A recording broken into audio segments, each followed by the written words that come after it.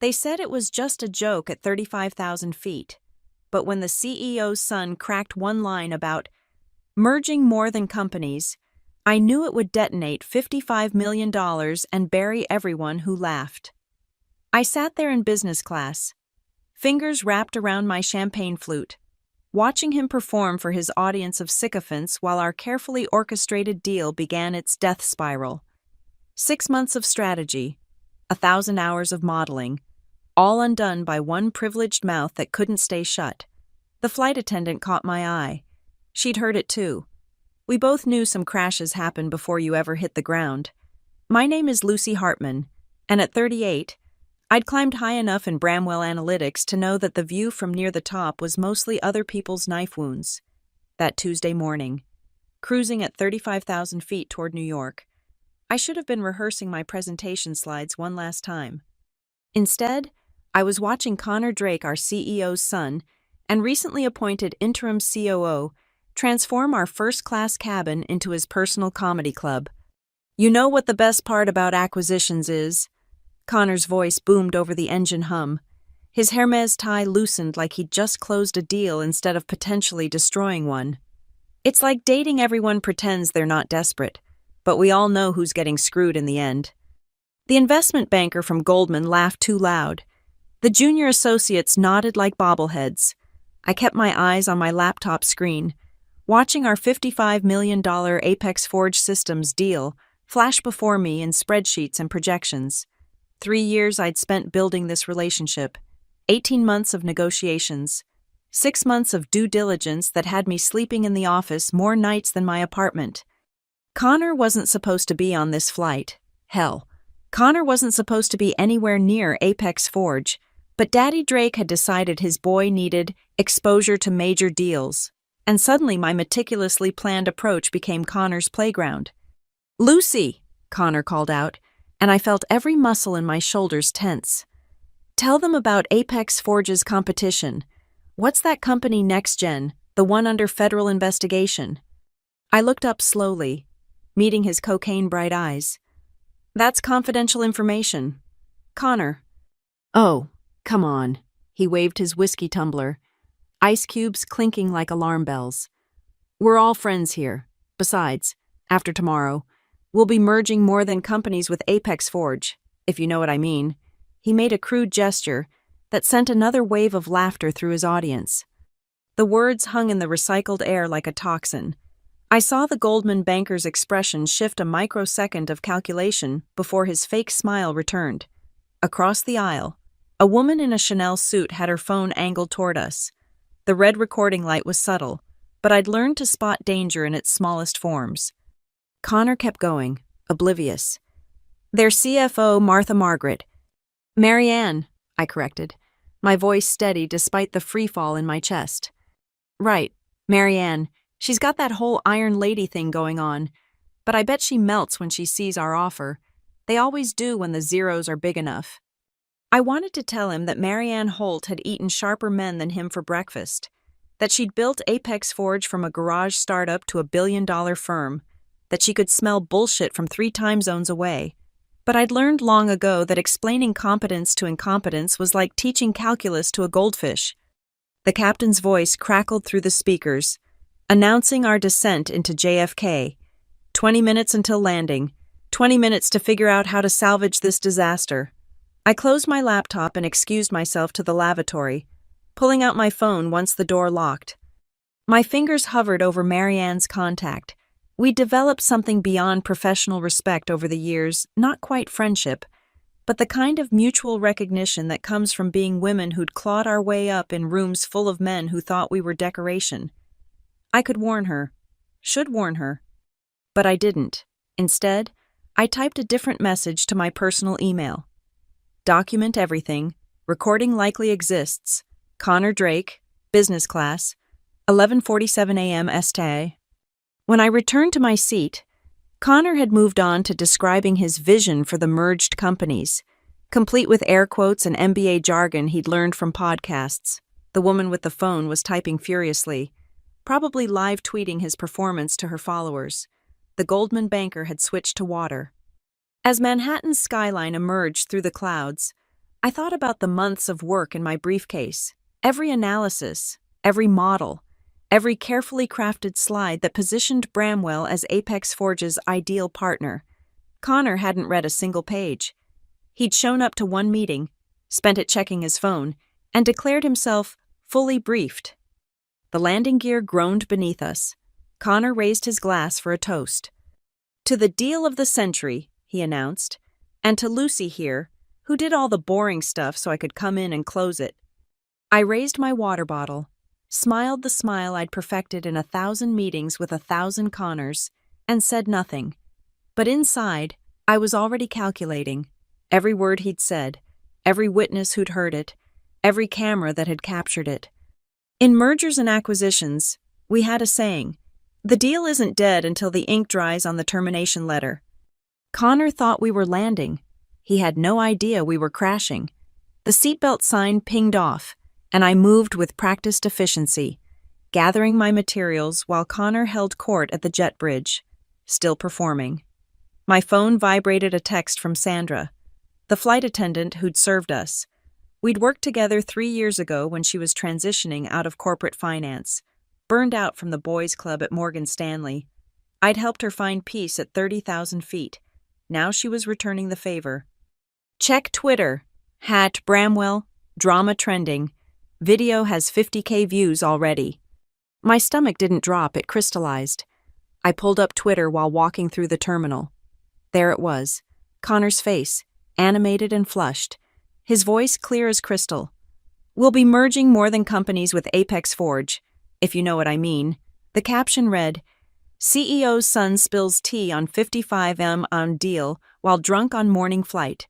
The nepotism is sending me." The comments were already piling up. Someone had tagged the SEC. Another had identified Apex Forge and was speculating about insider trading. A verified journalist had retweeted with "DMing you now for comment." I switched to my email. 3 messages from legal, 2 from PR, 1 from Drake Sr. with the subject line, "Connor's initiative on flight excellent visibility." The old man had no idea his son had just lit a match in a room full of dynamite. I kept walking, maintaining the calm stride I'd perfected during my first year at Bramwell, when I'd learned that running in heels meant you'd already lost. Connor caught up, slapping my shoulder like we were fraternity brothers. "Lucy, you're too tense. This is supposed to be fun. Deals are just games, and we're winning." "Connor," I said, keeping my voice neutral as Switzerland, "did you notice anyone recording during the flight?" He laughed. "God, I hope so. Free marketing dad always says the best deals are the ones everyone's talking about." I wanted to explain the difference between publicity and disaster, between confidence and confession, between strategy and suicide. But Connor had that particular glaze in his eyes, the one that came from a lifetime of consequences being someone else's problem. My phone rang. Marianne Holt. "I need to take this," I said, stepping away before Connor could object. "Lucy," Marianne's voice was like liquid nitrogen. "I assume you've seen the video." "Just now." "We need to talk. Not Connor, not your CEO. You and me. The meeting is at 2. The meeting is whenever I say it is.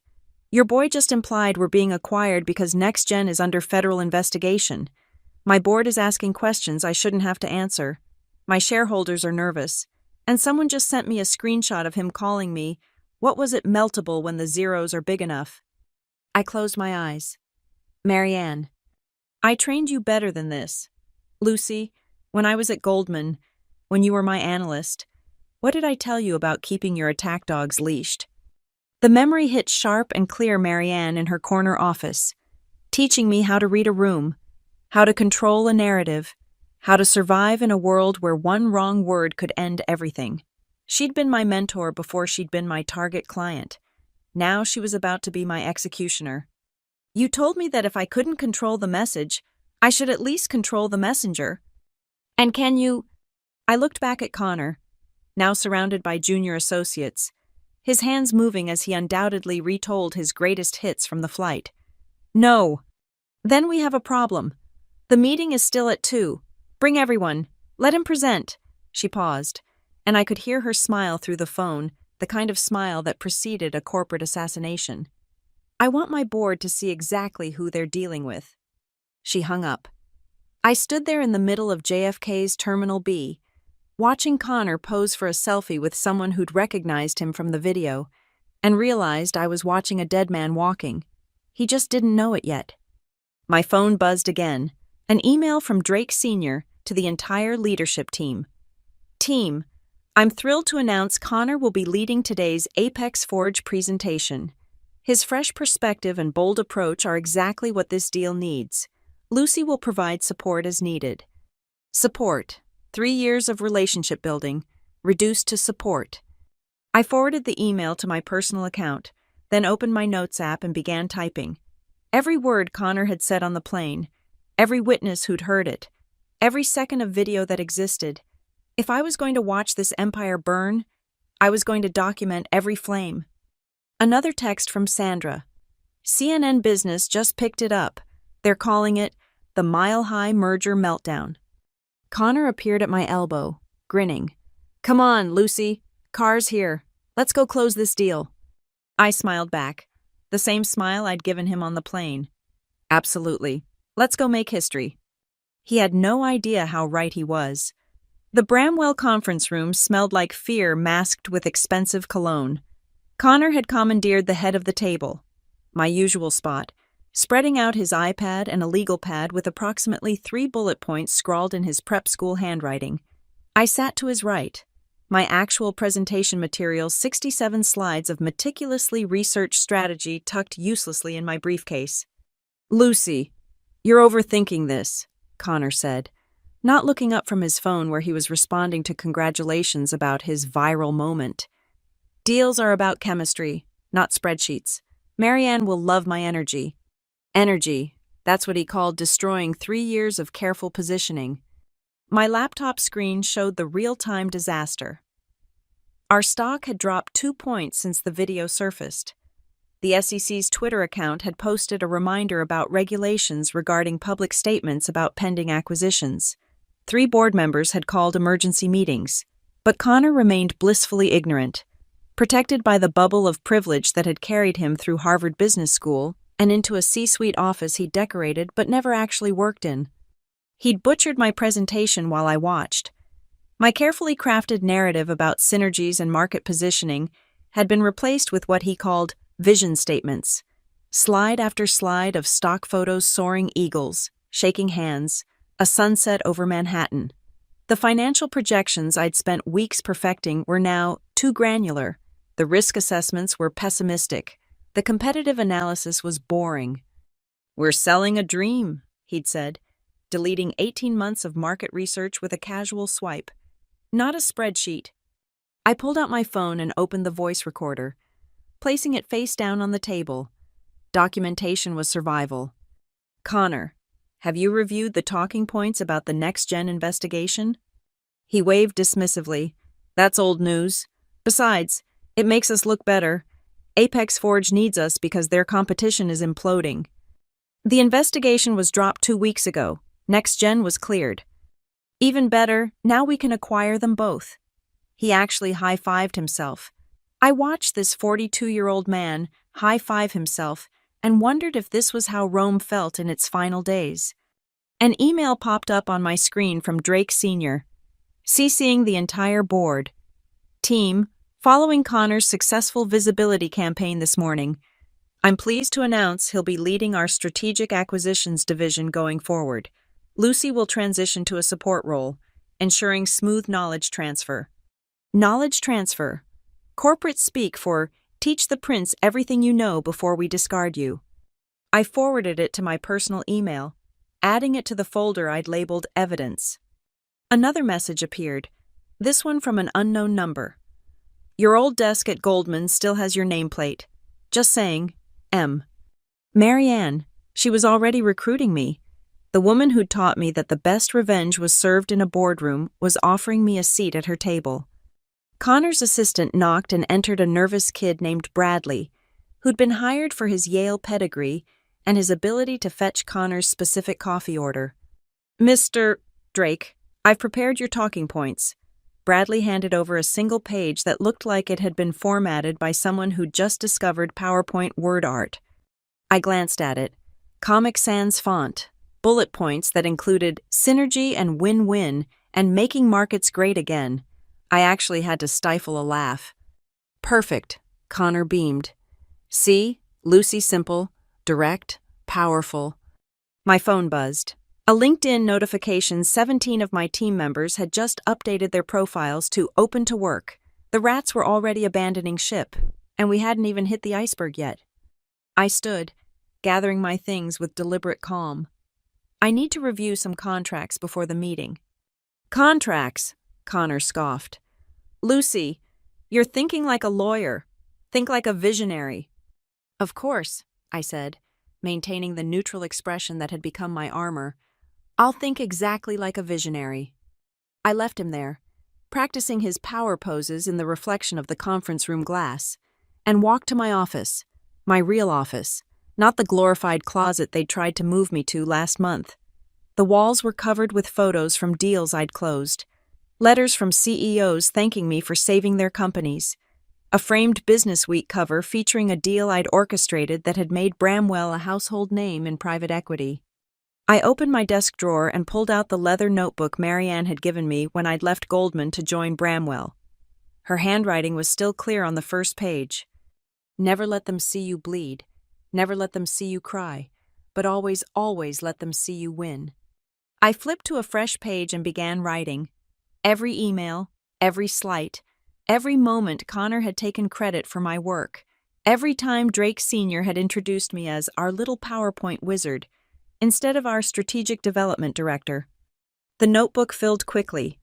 3 years of swallowed pride and buried rage, documented in black ink. My desk phone rang. The caller ID showed Apex Forge's main line. Lucy Hartman. Ms. Hartman, Marianne Holt would like to confirm you'll be attending the 2:00 meeting. Please tell Ms. Holt that Connor Drake will be leading the presentation. There was a pause. Ms. Holt specifically asked if you will be attending. I'll be there. Excellent. She also wanted me to mention that Apex Forge is looking for a new chief strategy officer, in case you know anyone who might be interested. The line went dead. I sat back in my chair, looking at my wall of achievements, and made a decision. I opened my laptop and began transferring files. Every model, every analysis, every piece of intellectual property I'd created that belonged to me, not to Bramwell. If Connor wanted to lead with vision and energy, he could do it without my work. The plane had landed. The crash was about to begin. The leather notebook felt heavier than it should as I pulled it from my desk drawer, Marianne's parting gift when I'd left Goldman 5 years ago. The cover was worn soft from countless late nights, its pages filled with her teachings, decoded through experience and repetition. I needed her voice now, even if it only existed in ink. I flipped past the early pages, past the lessons about reading balance sheets like battle plans, past the warnings about executive egos. There, in her angular handwriting, dated from our last dinner before she'd left to build Apex Forge. Lucy, the corporate world is not about merit, it's about leverage. When they don't respect your data, your analysis, your expertise, stop protecting them from their own incompetence. Let them burn, but make sure you're holding the match, not standing in the fire. Under that, she'd written something else, something I'd puzzled over for years. If they won't listen to your warnings about the cliff, don't throw yourself over trying to save them. Build your parachute. Document their sprint toward the edge, and when they fall, make sure you're already flying. I traced the words with my finger, remembering that dinner. Marianne in her signature black Armani suit. Me in my first real designer dress bought with my Goldman bonus. She'd known even then that I'd end up here, some version of here, facing men who thought my preparation was paranoia. My diligence was uptight. My competence was threatening. Another page, another memory. This one from when she'd called me after reading about Bramwell acquiring one of our Goldman competitors. Saw the news. Drake Sr. running the show. His son Connor was at Wharton with my nephew. Cocaine problem. They said, Daddy's money problem. I said, When you meet him and you will remember entitled men don't fear consequences because they've never met them. Introduce them. I'd laughed it off then. Told her Bramwell was different, that I'd found a place that valued my work. She'd gone quiet on the phone, then said, "Write everything down, Lucy, everything. The ones who destroy you will always claim you destroyed yourself." The notebook was full of these warnings disguised as wisdom. I found the page I was looking for, the one she'd made me write myself during our last training session. My own handwriting, shakier, younger. When to walk away. 1. When they give your work to someone else to present. 2. When they call your thoroughness overthinking. 3. When they put you in a support role for someone less qualified.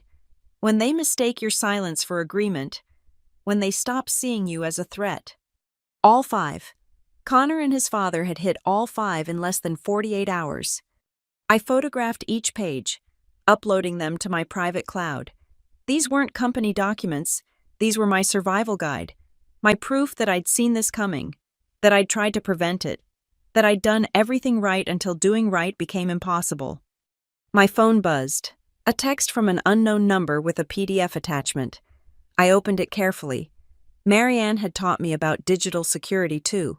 It was a contract. Chief Strategy Officer at Apex Forge. The salary made me blink twice. The signing bonus was more than Connor probably spent on cocaine in a year, allegedly. Of course. But it was the final clause that made me smile. Employee may recruit up to 15 team members from previous employer, with full relocation packages and competitive counteroffer protections. 15. I had 12 people in mind already. The ones who'd built the Apex Forge deal with me, who'd slept in the office, who'd been promised promotions that went to Drake's golf buddies instead.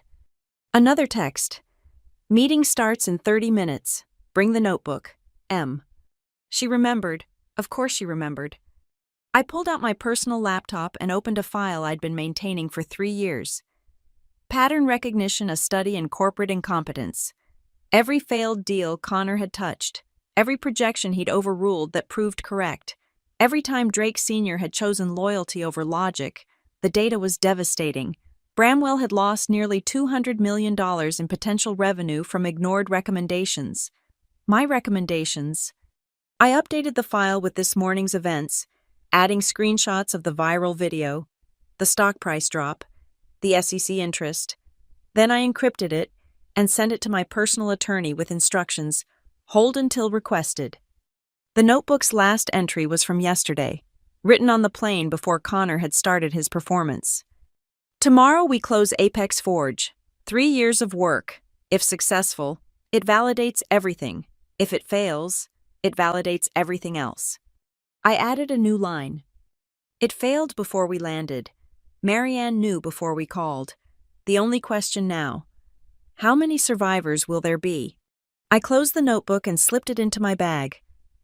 Next to my resignation letter, undated but signed, the same bag that held every personal item from my office, everything that mattered already packed. I'd learned that from Marianne too. Never threaten to leave, just leave. Threats are negotiations. Leaving is power. My computer showed 15 minutes until the meeting. 15 minutes until Connor presented his vision boards to a woman who'd built a billion-dollar company from nothing. 15 minutes until he learned that some crashes you don't walk away from. I stood, straightened my jacket, and pulled out my phone to text my team, my real team, the ones who'd built this deal.